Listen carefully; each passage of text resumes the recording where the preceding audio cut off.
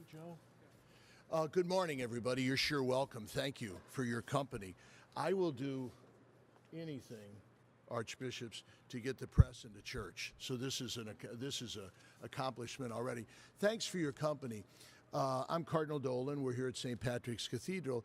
And what this is about is just to keep alive and prominent the suffering, the tragedy, the challenge that is before us in Ukraine. I'm 72 years old. I can never remember the world being so united as it is now, united with the people of Ukraine and united against the Russian atrocity led by Putin. And the reaction has been phenomenal in three ways. First of all, in prayer with and for the Ukrainian people. In fact, tomorrow we're going to gather in front of the cross of Ukraine and in front of the icon of Our Lady, in unity with Pope Francis in Rome, in deep prayer for the people of Ukraine and the people of Russia. So there's a unity in prayer. Secondly, there's a unity in advocacy as the world is standing up and saying this can't be tolerated. And thirdly, there's a real unity in relief, in getting the people of Ukraine the supplies and just the relief that they need in a time of suffering. So I'm very grateful to very competent people who are with us this morning. On my left is the Archbishop, is the Ambassador of Ukraine to the United Nations, Ambassador Serhiy Kislita. Did I say it right? And his last name is the Ukrainian word for shamrock. Isn't that beautiful? So we're grateful you're here. You all would know Archbishop Gabriele Caccia, who is the Holy Father's ambassador to the United Nations. So we got two top-notch ambassadors. Archbishop Borys Gudziak, who in addition to being a good friend of mine, is the Ukrainian Catholic Archbishop here in the United States and has only recently returned from Ukraine and Europe. And Monsignor Vaccari, who is the Executive Director of what we call the Catholic Near East Welfare Association. So you see those three ways of unity, prayer, advocacy, and relief, are going to be addressed this morning.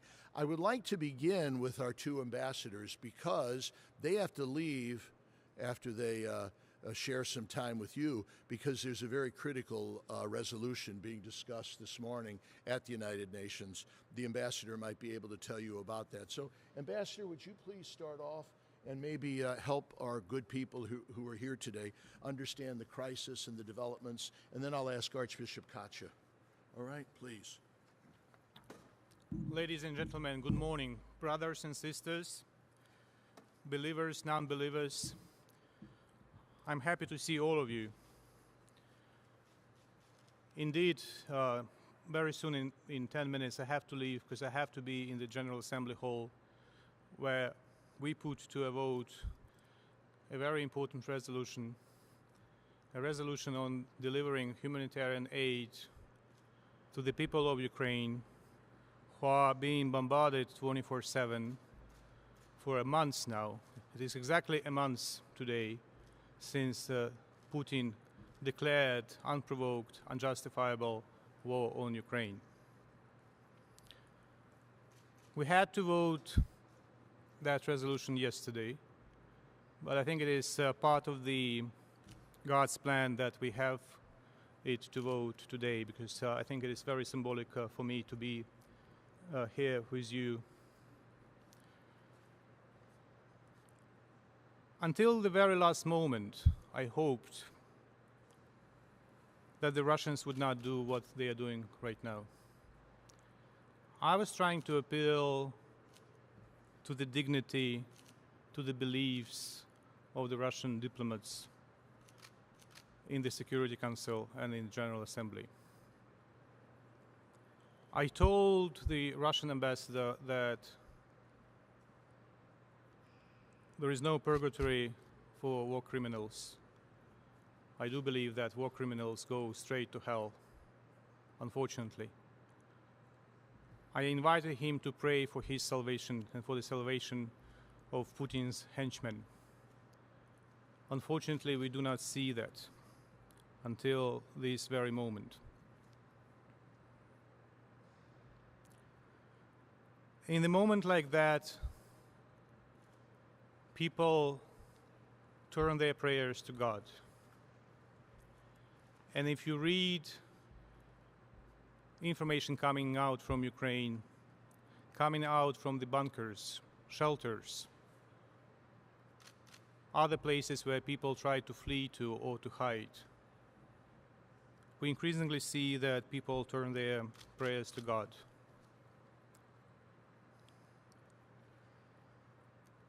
Ukraine has been wandering like the Jews in the desert.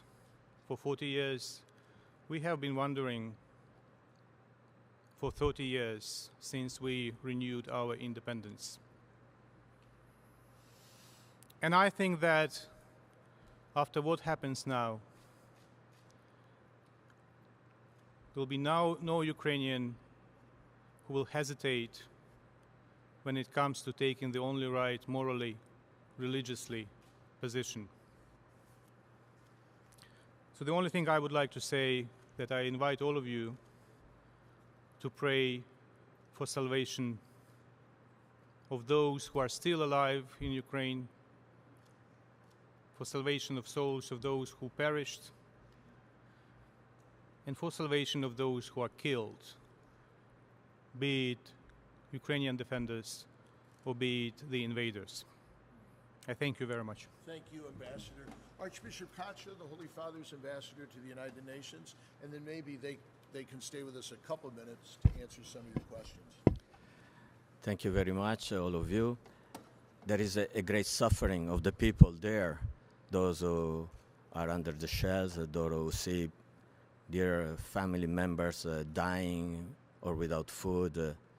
But there is also a moral suffering, especially Pope Francis. He wanted a new humanity, fratelli tutti. We are all brothers and sisters. We belong to one human family. And what is happening now is a defeat of our common humanity. That's why there is a big suffering. And the Holy Father is not in despair, because even in this moment, we have the cross. The cross is a sign of the wickedness of the human beings, but also the hope that the resurrection can overcome. And so the Holy Father is trying to put seeds of hope. I would say personal seeds. You know that the day after the war broke, he went personally to the residence of the Russian ambassador to the Holy See. Something very unusual in the diplomatic protocol, to show that he wanted to be part, he wanted to be in dialogue, he wanted to understand, he wanted to plead. Then he talked already twice with the president of Ukraine. He sent for a call his Secretary of State with the Minister of Foreign Affairs, Lavrov. We are offering possibility of mediation, if invited, of course. We are trying to keep open all the doors, because this is one hope, that negotiations, real negotiation, will start. But of course, in the meantime, also the Holy Father is concerned with the reality on the ground. That's why all the Catholic institutions are trying to help, to be present. He sent 2 cardinals, the one in charge of charity in Rome and the one who deals with the refugees, the displaced people, to show his proximity, his closeness to these people. And so many Catholic institutions are welcoming refugees in neighboring countries, but also inside Ukraine. All the churches are open to welcome people without home, without food, without something to drink. But also, he wants to stress that we have to stop the war.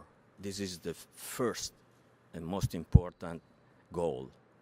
First, stop the war. The weapons should be put down. And then take care of people. And then start talking about possible solution. We are doing that with so many people of goodwill. And we hope that with the prayer he called twice already. On 2nd of April was Ash Wednesdays. He called for prayer and fast for peace. And tomorrow, all the bishops of the Catholic world have received a letter, personal letter from the Holy Father yesterday, to join tomorrow in prayers, because we believe that God can change his heart and can put the seed of fraternity that appeals to the best part of all of us. Thank you. Thank you. Archbishop Caccia and Ambassador Kislita, we know you have to depart soon for the important. Would any of the distinguished members of the press have a question for either of the two ambassadors before they leave? And then I'll introduce Archbishop Gudziak and Monsignor Vaccari. John? Ambassador, could you speak about the tenor of the United Nations right now and any conversations you're having there with your ambassador colleagues? We have an exceptionally wide cross-regional support. So there is this body of the United Nations where healthy forces are clearly in majority. But you may have a very beautiful, strong structure that is invaded by poisonous mold. And that is exactly what happens in the United Nations. If you do not care about the mold, if you do not remove the mold, if you just put a fresh paint on the mold, it eats the structure, no matter how often you put the fresh paint on the mold. That's exactly what happens. For 30 years since the dissolution of the Soviet Union, we were closing our eyes on many instances of pure evil that was committed by the Russian Federation. Be it Moldova, Transnistria, be it Syria, be it Georgia, invasion of Georgia, be it Central African Republic, be in other parts of the world. We are putting the fresh paint on the evil. That's the same as having someone sinful attending churches, services, but not repenting. So that's the same thing. So I call on the United Nations almost daily. Stop putting this fresh paint on the mold. Start calling a spade a spade. And that is exactly what we need to do. And you will see later today multiple attempts by the Russian Federation and its proxies to put this paint on the mold, with only exception that today it is not even the paint. Today it is the blood of Ukrainians who are killed in Ukraine. Thank you. Thank you. Any other questions for one of the two ambassadors? Yes, hello, sorry. Yeah, William Cash, Catholic Herald. You mentioned the Holy Father's delegate, Cardinal Michael Czerny, who went out to observe on the humanitarian effort. It was not me, it was my colleague. Yeah, I Right. understand that, but sorry. One of the questions that the Cardinal was asked to look into from the Holy Father in particular was the question of human trafficking. And I know it's now coming out in the press. Have you got any information to share about how serious the situation is regarding the possibility of human trafficking at the moment? Well, it's not theoretical. We are not speaking about possibility. We are speaking about how soon it happens. And we are speaking about whether the European and global institutions that have mandate to fight it will organize themselves to do that. We are speaking about 3 million Ukrainian refugees scattered across Europe and in other countries of the world. They are multiply affected and they are very vulnerable. Therefore, it should not be a premise or academic discussion. That should be part of the planning of every single government where the refugees are, be it Poland, be it Slovakia, be it Hungary, be it the United States. It happened before, but remember the crisis with Middle Eastern refugees, where in a course of a year, Europe received less than 1 million refugees. Now we are dealing with a crisis where in a course of a couple of weeks, Europe received a couple of millions of refugees. So you can imagine the scale of the tragedy and the volume of the responsibility that many governments are finding themselves with. I really apologize. I have really to run because things in the General Assembly.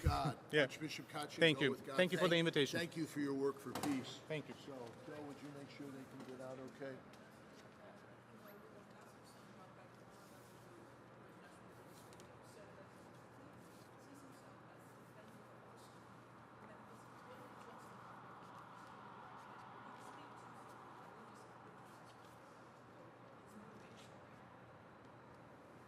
This is a very important question, but you should ask these questions to Mr. Putin, not to me. I can't. When there is any situation, each one wants to justify in one way or in another what they are doing. And I do not know how it's real or not real. There is plenty at stake. It's not just the war. There is a preparation, there is a culture, there are bonds of friendship or brotherhood, but also of wars. There are very many mechanisms. But the Pope, who talked personally with Kirill, the Patriarch of Moscow, stated clearly there are no just war motivated by religious reasons. God is God of peace, not of war. So that was a clear message. And I think that we have to come back to this basic reality and truth. You've got important work to do. Thank you. Do you all know Archbishop Borys Gudziak? He's the Ukrainian Catholic Archbishop in Philadelphia, but we're glad. And you talk about a great source of what's going on. Archbishop Gudziak, please. Where's your call?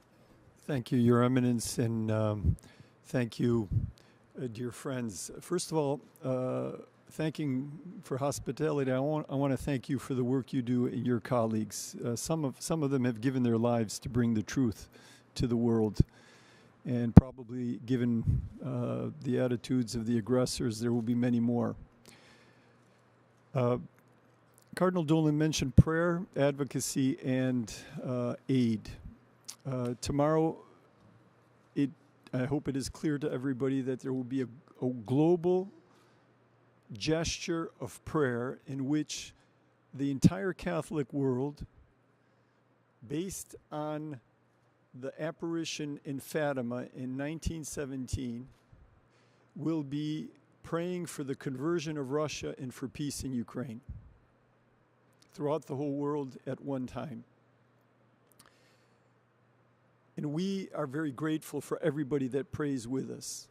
Cardinal Dolan has been a great leader in this. The whole conference of bishops have followed the lead of Pope Francis, and we thank all the Orthodox, all the Protestants, all the Jews, the Muslims, and all people of faith who are praying. Secondly, the advocacy, the information. It's really very important to understand what are the primary reasons for this invasion. People want to know, why is this being done? Why is this being done? Why do you think it's being done?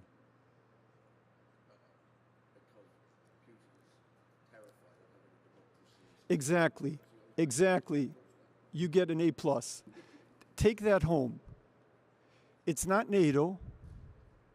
It's not threats from the West. It's not threats from Ukraine, who had 900,000 soldiers in 1991, and that army was reduced to 100,000 in 2014, of which about 10,000 were battle-ready when Crimea was annexed.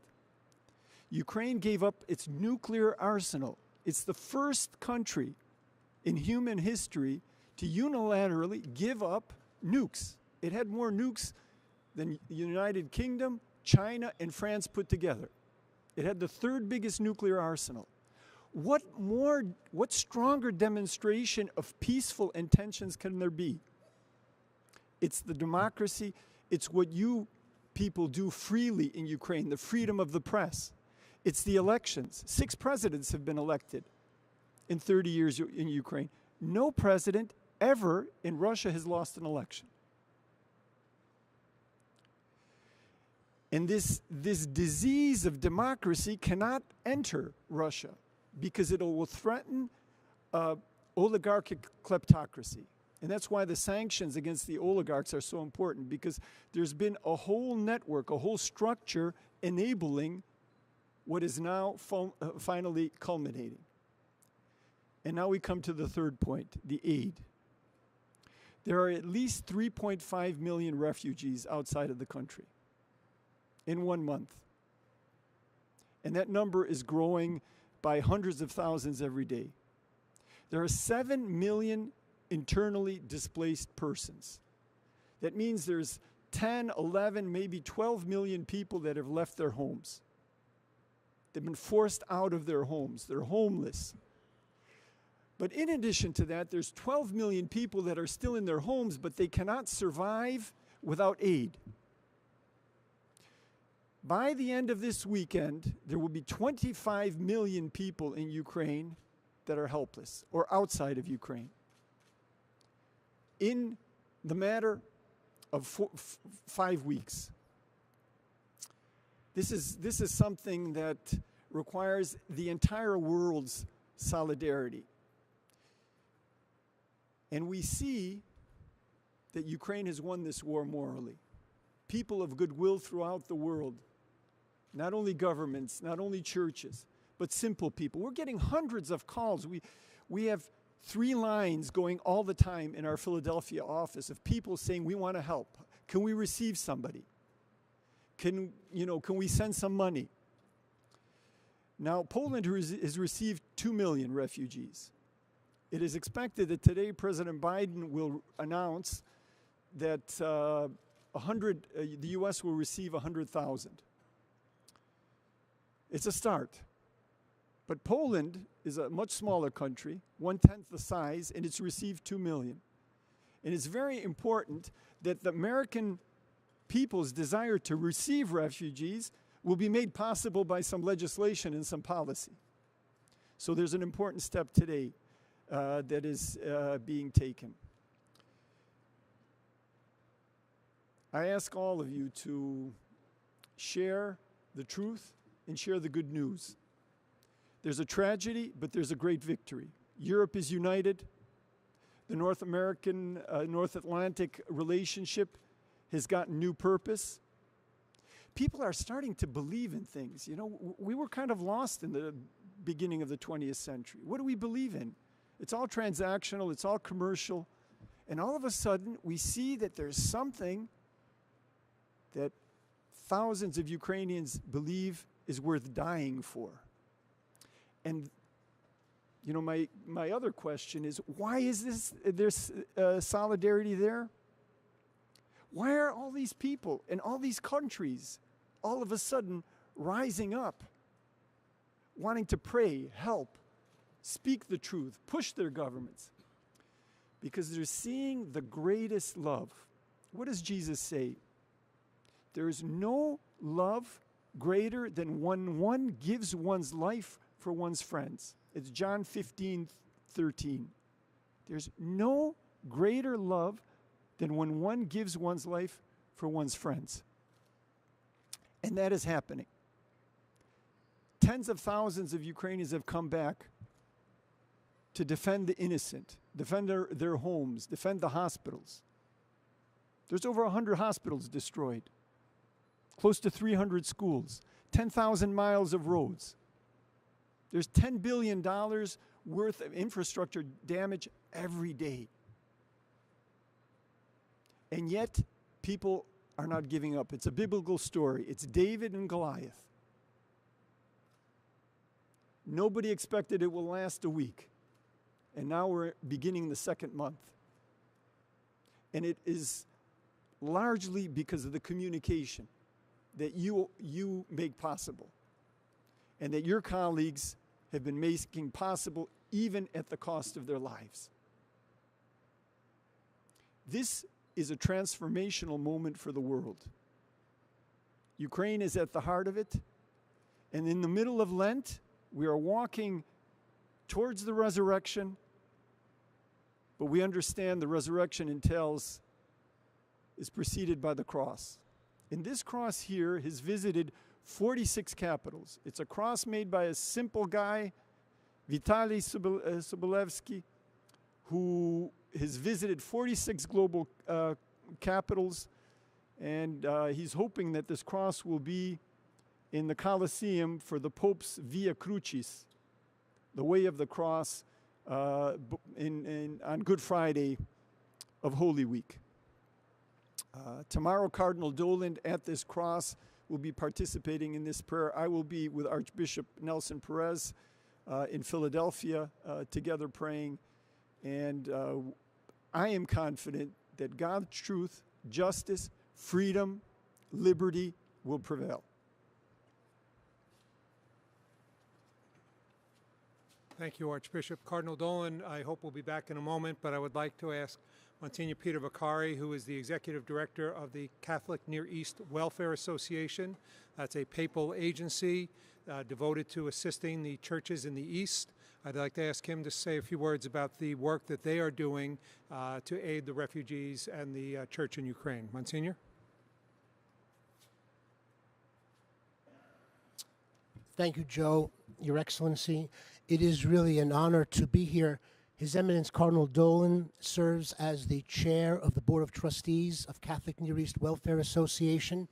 As Cardinal Dolan and His Excellency Archbishop Gudziak have said, the priorities also for CNEWA, C-N-E-W-A, are solidarity and prayer, trying to disseminate correct, truthful information, and trying to raise consciousness by raising funds that in turn we are able to support those who are suffering in Ukraine and those who have become refugees and have sought some kind of relief in the countries into which they have gone. Together, the New York office, which is headquarters for CNEWA, and our office in Ottawa have joined together. For many years, we have worked with partners in Ukraine. Out of that Ottawa office, we continue to do that. From New York and in coordination with the Ottawa office, we continue with partners on the ground to try to bring financial help where we can in Ukraine. And we have increased our own communication and our own networking with the countries into which many from Ukraine have gone. Archbishop Gudziak has shared with you the numbers. Our manner, our way of operating as Catholic Near East and as a papal organization, as His Eminence has said to you, is that we work through the local church. We work through the papal nuncios.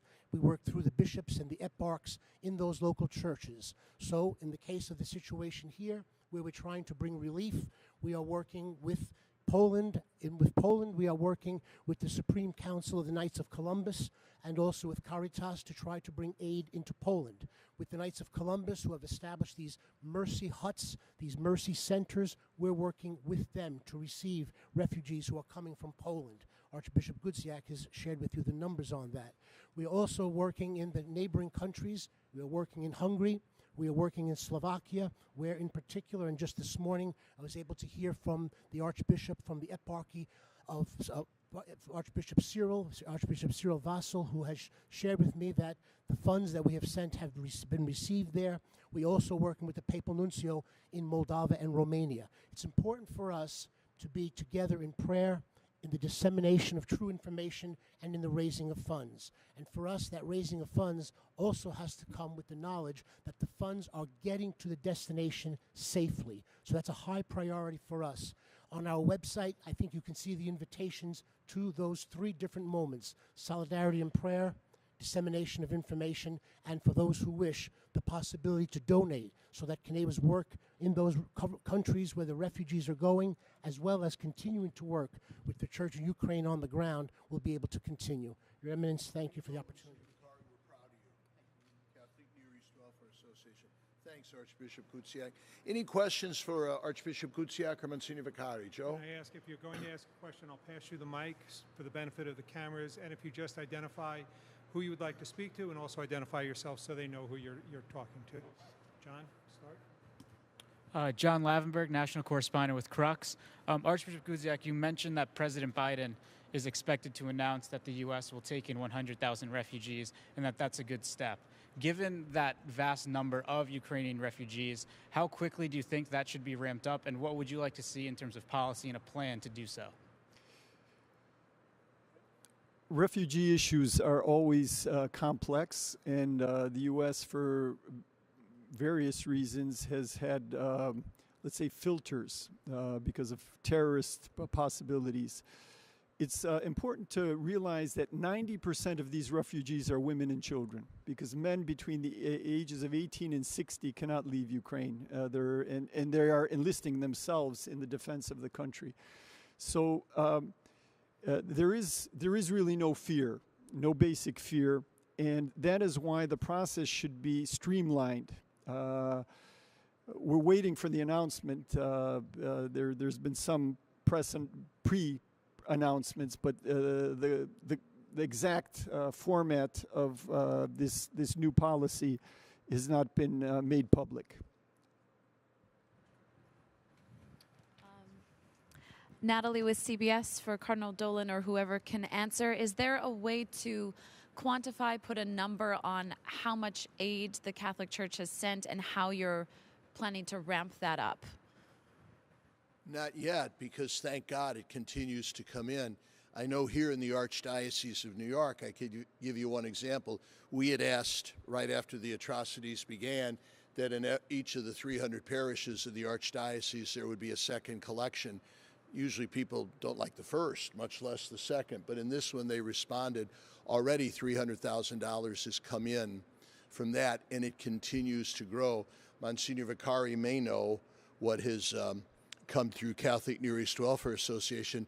Yesterday on my weekly TV and radio program, I interviewed Patrick Kelly, who's the Supreme Knight of the Knights of Columbus, and he had already said that up to $2 million had already come in through the Knights to bring. So God willing, we'll, because we're pretty strict about accountability, we have to be, we'll be able to get you those once, please God, this ends. Monsignor, did you give an amount as to how much we were able to give? Do you know offhand? At this point, Your Eminence, Catholic Near East has donated just over $1 million, either into Ukraine or to the neighboring countries where the refugees are going. Good. Thanks. My estimate that it's in the ballpark of 50 million. If all dioceses organizations are contributing, I think it's between 50 and $70 million so far. Lauren Green from Fox News Channel. You mentioned the consecration tomorrow, and you mentioned it had to do with the Fatima prophecies. Can you speak a little bit more about what that entails? The Fatima prophecies. Do you want to take it? Why don't you need to? Yeah, Lauren, as you probably know, an act of consecration, always to Jesus, of course, but through the Immaculate Heart of his mother, has a very long and sacred pedigree in the Catholic mind. When our Blessed Mother appeared to the 3 children at Fatima in 1917, in her message of peace and reconciliation, conversion of heart, return to Jesus and his teachings, she had asked that Russia be consecrated to her heart. And that was done by Pope St. John Paul II in 1984, if I'm correct. The Holy Father has asked that it be done again, which we do all the time. We renew our baptismal consecration. We priests will renew our priestly consecration on the Chrism Mass during Holy Week. Married couples renew their consecration. The Pope has asked that we renew that, and he singled out both Russia and Ukraine, 2 peoples, as Archbishop Caccia, who were very united. That exacerbates the tragedy today because they are very close, and one way they're very close is in their love for the Mother of Jesus. So this is a very powerful sign. Thanks. Is that it, folks? Archbishop Gudziak, you've also spoken about before the way Ukrainian Catholic University, the way they've helped in terms of taking in refugees, communications, translating different things. Can you give an update on the situation at Ukrainian Catholic University and the efforts that they're putting forth? So you can imagine that one of the biggest challenges when you have millions of people on the move, when people drop everything, when bombs are falling on the fleeing, there's a logistics problem. How to keep things in order, how to make sure that people aren't tripping over each other, stepping on each other's feet, and knowing which way to go. The Ukrainian Catholic University is the first Catholic university created in the former Soviet Union. It was the only one between Poland and Japan. There's a second one now in Georgia. And it's a small university of 2,200 students, but it has the highest incoming SAT scores for students in Ukraine. So this is the university of choice for, you know, the top students. 1/3 of the students in the computer program have perfect SATs. And Father Bohdan Prach, who is the rector, is a genius in logistics. He was responsible for putting the papal visit together in 2001. It was put together in 5 months. There was no further advance warning. So the university is a logistics center. UNICEF moved its office from Kyiv to the university. TV stations, journalists are living there because it's safe, it's reliable, it's got good internet, and the university is also helping it in logistics. This morning I was on the phone, and we're sending from our humanitarian fund $90,000 for the purchase of tourniquets, which will be delivered to where the bombs are dropping. So the university has endpoints in the country. They've arranged for logistics, and they're working with international partners on all 3 fronts: the prayer, the advocacy, and particularly on the humanitarian help. Thanks, folks. You're sure welcome tomorrow, a little before noon. I'll be right there to unite with Pope Francis in consecrating Ukraine and Russia to the Immaculate Heart of Mary. You're sure welcome to attend. Thanks for being here. The Archbishop's going to be back Tuesday of Holy Week for the Chrism Mass to preach, so we may have another occasion to meet with our friends. Appreciate your company, everybody. Thanks for your interest.